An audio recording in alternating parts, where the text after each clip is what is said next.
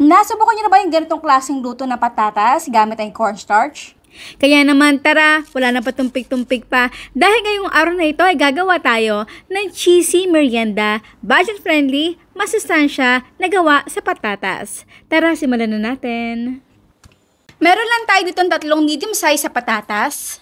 At balatan lang muna natin ito.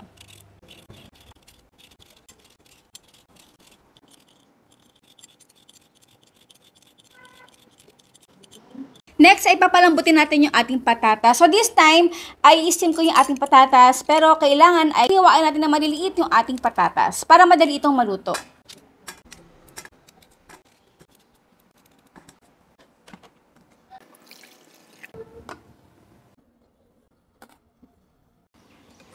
After 30 minutes, sige natin kung malambot na.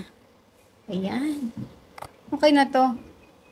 So, ito ay napalambig na natin ng konti. Gamit ay potato masher o kahit tinador, ay i-mash lang natin ito ng pinong-pino.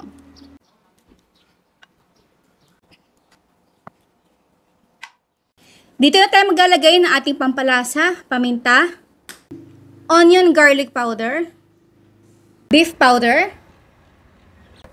at konting asin. So dito syempre gagamit tayo ng malinis sa kamay para paghaluin natin yung ating mga patatas at pampalasa na nalagay natin dito. At syempre para maging mas cheesy pa yung ating patatas, ay maglalagay ako ng isang sliced cheese or yung burger na cheese na nilalagay natin. Maglalagay muna ako dito ng 1 tablespoon of cornstarch. Again, haluin natin. At kapag na-feel nyo na medyo mamasa-masa pa yung ating mixture, ay magdadagdag pa tayo dito ng cornstarch. Again, paunti-unti lang. Ayan o, medyo mamasa-masa pa talaga. Ayan, at medyo okay-okay na yung ating dough at hindi na siya masyadong malagkit at hindi naman talaga siya masyadong dry. So, okay na to. Next na ating gagawin, meron ako ditong ziplock na may sukat na 6.5 by 6.5 inches square. At kung wala kayo pabalik gumamit ng plastic labo. At bubutasan ko lang ito ng stick or toothpick sa magkabilang dulo. I-flat. Kung wala kayong roller pin, pwede naman kayo gumamit ng baso. Ayan, para mag-exit yung pinaka-air sa ating ziplock. Lalako na to. Total, meron naman itong butas.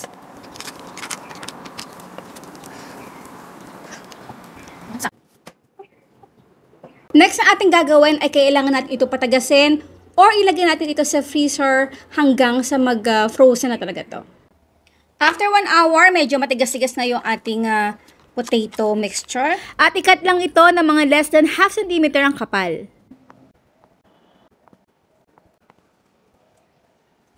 So, over medium heat, kailangan natin painitin mo muna yung ating mantika. So, hayaan lang ito maluto ng mga ilang minuto at huwag niyo munang hahaluin.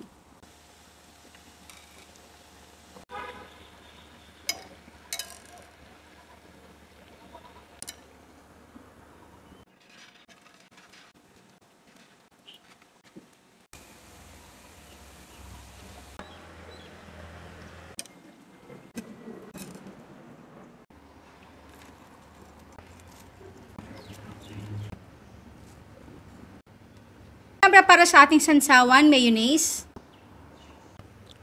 ketchup,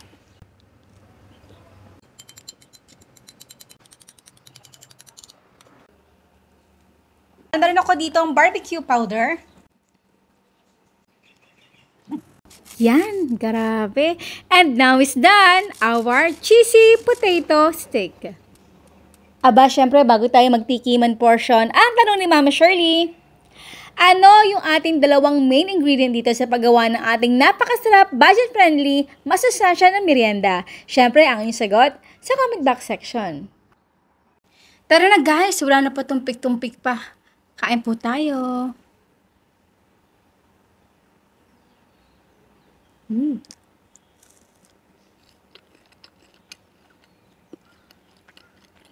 Naku. French fries na French fries talaga. Cheesy. At feeling ko kapag gumagawa tayo ng ganito sa bahay, talaga namang masisiguro natin na mas tipid At mas masustansya ito. Sarap.